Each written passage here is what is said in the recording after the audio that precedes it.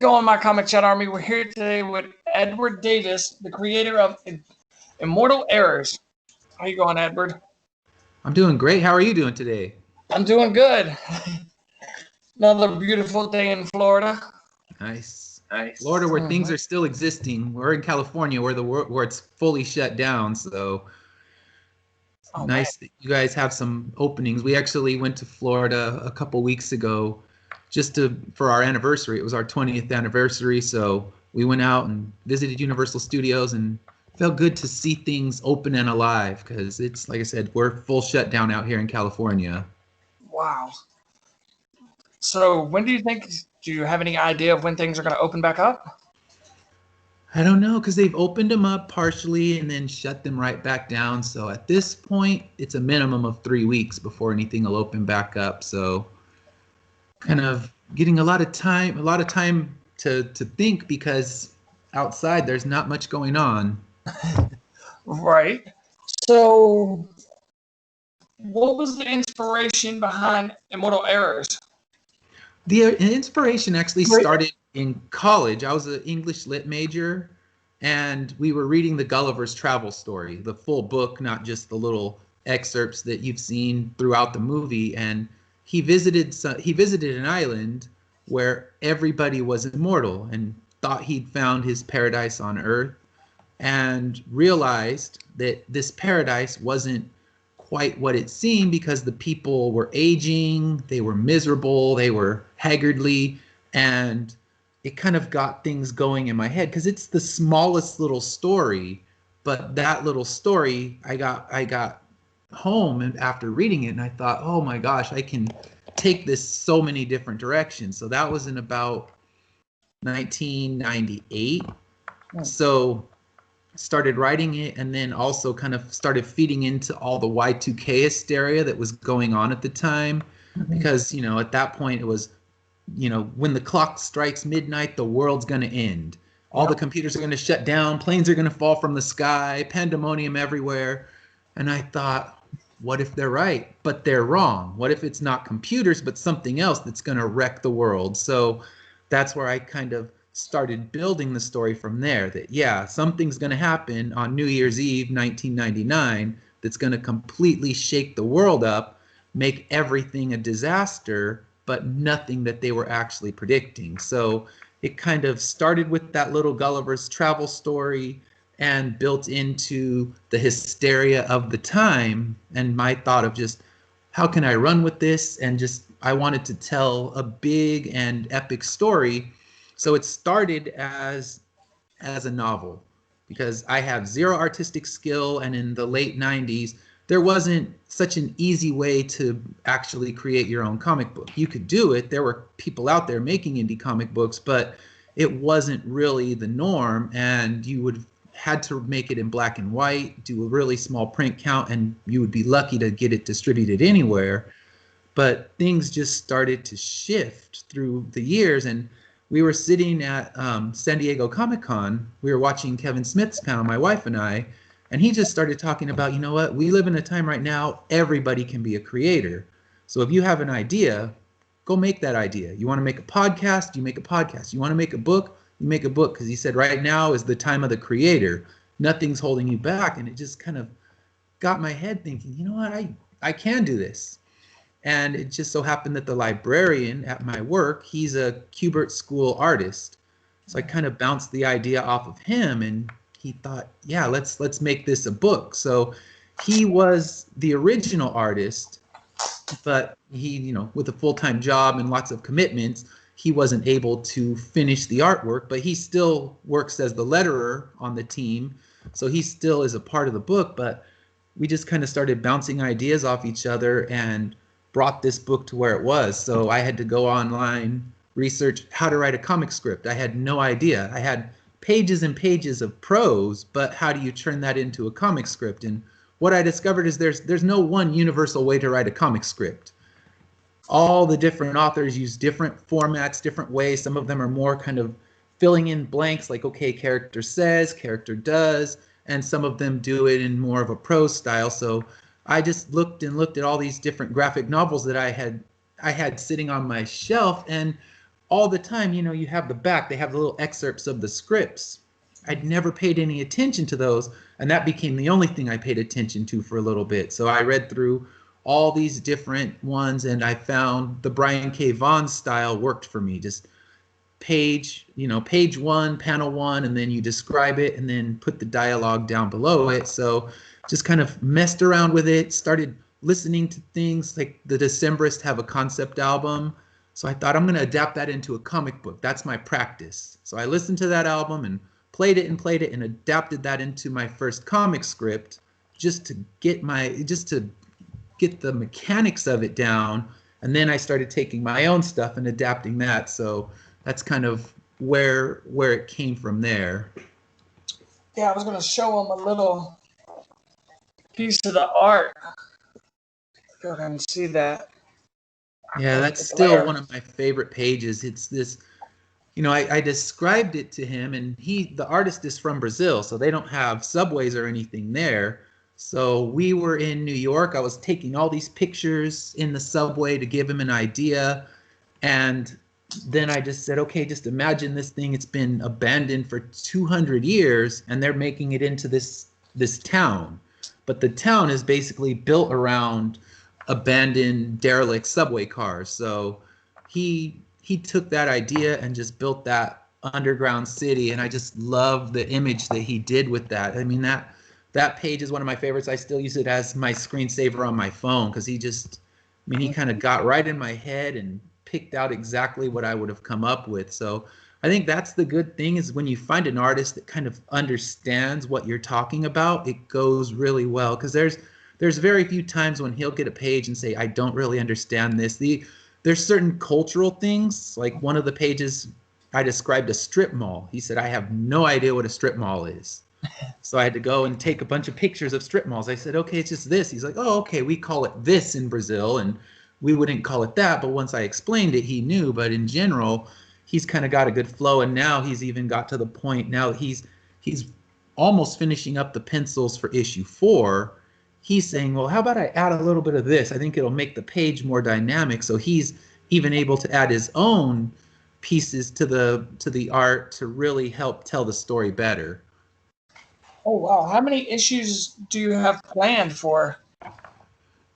The goal is to make it a 30-issue series, and each 6 issues will be one big story arc. Okay. So right now, we just released issue 3. That just came in last week. So that one came in, but he's nearly finished with all the art for issue 4, and the colorist is hoping to be finished with all of her work by late January so that we can put issue 4 out by February. Because what we're hoping now is to have about every 2 to 3 month release schedule for the books. Wow, that's fast. Yeah, I mean, originally we wanted that, but then the pandemic got in the way, and pretty much with all the cons shut down, and he was unable to get his art supplies because he still does everything paper and pencil. He doesn't do his stuff digitally.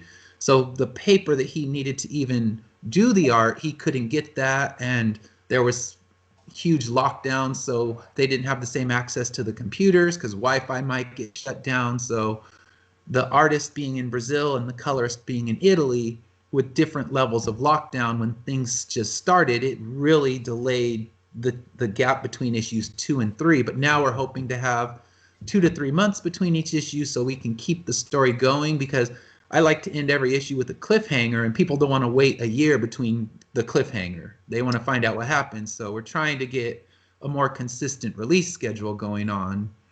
Do you Kickstart each book, or? We did a Kickstarter. We did a issue 1 Kickstarter, and then I didn't do one for issue 2 because basically the issue 1 Kickstarter paid for everything I needed for issue 2. Nice. So then I just did one right now for issues 1, 2, and 3, so that people who are new readers could get caught up, and then people who had already owned issues 1 and 2, they could pick them up, because normally cons kind of fill in all the gaps that I would need, because you sell them at cons and that keeps everything moving.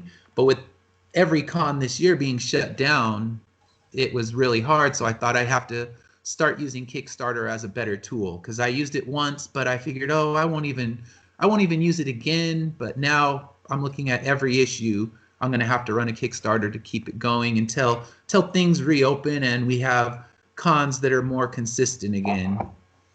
All right. And I know you said that you was a teacher before we started recording. Mm-hmm. Does your students know that you make comic books?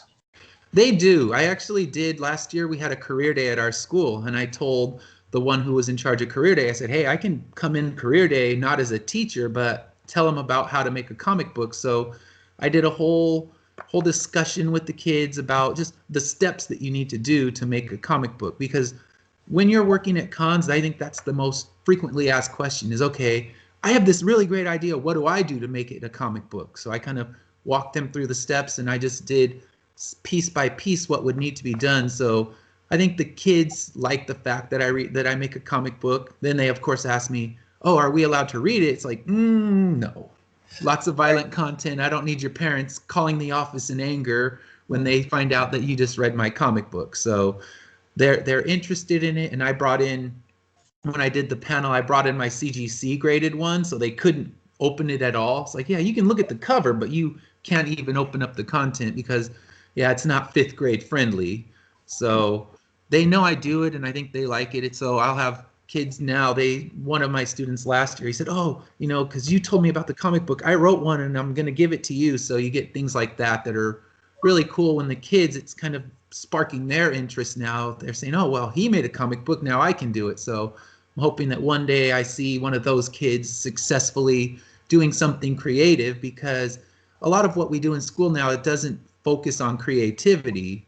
And I want to make sure that that's always a part of them, because without the creativity that I was doing back in school, I don't think I would have got where I am now, because you need those moments where that's what you're focused on, not writing basic, boring essays. You want to let them explore their creativity. So that's something I work on, and they just get excited when I tell them, oh, new book's out. So now that everything's through Zoom for our teaching, I showed them the cover of the new book, and they got all excited about seeing that. So it's nice to be able to share that with them, even if they can't read it. Right. Have you thought about making a comic book that's about appropriate for children? I have. I've been kind of tossing around a couple ideas that I could do one that would actually be a comic they were allowed to read. But when it's hard, because I'm telling such a big story with the Immortal Era, that it's hard to get in and focus on other things. So I just have a lot of notes. I have a full other series that I want to write, but right now, especially when you're creating an indie comic book, it's pretty expensive. Getting an art team and paying for all those pages to get done, it's definitely an expensive endeavor. So to launch another book would be hard, but I think it would be fun to launch one that would be fully kid friendly. And I actually, through my last Kickstarter campaign, I found a guy who publishes kid friendly stuff and actually publishes stuff that the kids did. So in the back of his issue, he'll do 2 or 3 page things that were created by actual students. So I told him, you know what, when things get back to normal and I'm teaching in the real classroom again, I would love to collaborate with you, maybe do a short story with you that we could put in your anthology work, and also have a couple of my more creative kids get a chance to publish in the book. So once everything stabilizes, we're already talking about working together, where I could do a kid-friendly story, he would illustrate it, and then one of the students would be able to showcase their work. So it's something that that's definitely in my head. We just need to get back into the real classroom, because right now, when teaching kids all only through the computer, it's hard to know their personalities and their strengths. Where when you see those kids in class that are constantly doing these brilliant doodles on the side of their paper, you're thinking, all right, that's the kid I want to work with. Or they're writing these short stories, and you're just like, wow, they have so much creativity, but it's a lot harder with the system that we're in. So I'm hoping that sometime soon we get back into the real classroom and I can do something like that, because he's definitely up for the idea, and then we can throw it through the Kickstarter and even say, all right, whatever is earned, we'll put into a scholarship for the kid, the ones that get to publish in there. Because, you know, for us, it would be as long as we break even, we're fine. Let the kids get the money for it. So it's an idea that we have. It's just waiting until the world wakes up to actually do it. Yeah, that could possibly motivate other people to do cool things like that. You know, to do scholarships, like you said, children. Mm-hmm. That could be that big old. Can't think of the name of it. Big like a big old charity thing. Yeah. Mm-hmm. Do something at the school, a big fundraiser or something, and say, Right. okay, we're going to have a contest. The one we'll publish one, but everybody, you know, we can find a way. Like even you can do really small print counts when we're at the place that I do my printing, and I can say, all right, well, if your parents have it, we can publish all the ones and print, you know, 50 or 100, and the parents just purchase the issue. So there's a lot that we can do with something like that to really expand the creativity with the kids. Oh yeah. And how did you get linked up with Finishline Comics? That is the company I made. Oh, So I when I started doing this, I one of my big dreams all through college was to start my own publishing company. And that was when it was, you know, when I was just writing prose, and I thought I would love to one day have a publishing company where I'm publishing my own work and it's an uncompromised vision that you can publish. So I decided, you know, I want to make a company. And the Finishline Comics, it actually was funny. I was talking with my wife about something and we didn't have a name for the company. And I said something and I said, yeah, I'm getting to the finish line. She's like, wait, that's it, Finishline Comics, because I'm a big marathon runner, so something involving running was kind of a perfect thing to throw in there. So if you look at that picture for the logo, that's actually my running outfit that I do in these Ragnar relay races. And I just told my artist, I said, okay, I want you to make a skeletonized me almost making it to the finish line. So Finishline Comics, yeah, that's my Ragnar shirt and my ratty running hat that I use that, you know, the team says that thing has a life of its own. Don't get it near me, because I never wash it. I said it's my lucky hat and it only does races. So it's pretty vile, but it's the good luck hat, so everybody laughs at it. So I thought it'd be perfect to make the skeletonized me wearing that disgusting hat, because anyone who knows me knows exactly what it is. And if you don't know me, it's just a really cool logo. I loved what he did with that. So the Finishline Comics came just as something that I've always wanted to do. And my ultimate goal is to start publishing other people under the umbrella of Finishline Comics. And I have a few writers that are interested. So there's a few people that I'm working with to hopefully next year start publishing other authors under Finishline Comics, so we can start to branch out. Because right now it only publishes my story. But once things get going again, once we have cons open and ways to really promote well, I want to have, you know, multiple authors all selling under Finishline Comics. all right. Yeah, definitely. We definitely have to bring you back for a part 2 to the interview. Yeah. Yeah. I didn't know Finishline Comics was your publishing company. Yeah. That's pretty cool. That's awesome. Yeah, definitely. You definitely have to announce when you're doing. Can't think today. Submissions. Yeah. I'll be putting it on my website when the time comes. And one of the things one of the people I'm talking with is actually writing a novel. So we'll actually be publishing a novel under Finishline Comics too, hopefully. So I want it to be open to whatever types of things people are writing, because I just want it to be not just a comic publishing company, but just, you know, Finishline Publications maybe one day, where we publish whatever's out there and really give indie artists a chance to express their vision. Because a lot of people, you know, a lot of the bigger companies, they'll compromise what the artist's vision is. They'll give them a guideline that they have to follow. I want this to be a place where they have the freedom to express what they want to. So I'm hoping that within, you know, of course, nothing happens quickly, but I would hope within 5 years that we have a vast amount of people publishing under Finishline Comics with prose and with comic books. Wow. All right. Well, thank you. Thank you, Edward Davis, for coming to talk with us. Is there anything you want to say to the people before we go? Please come check out Immortal Era. We're on Facebook, Instagram, and Twitter under Finishline Comics. So check out those. I'm always posting up new artwork on Instagram, Facebook, more talks about appearances. So things like this interview will be linked on the Facebook. So if you're interested in the idea, you want to read about people that are immortal but living terrible existence, please come and check it out. Finishline Comics on all 3 of those formats. And thank you so much for having me on. Thank you for coming.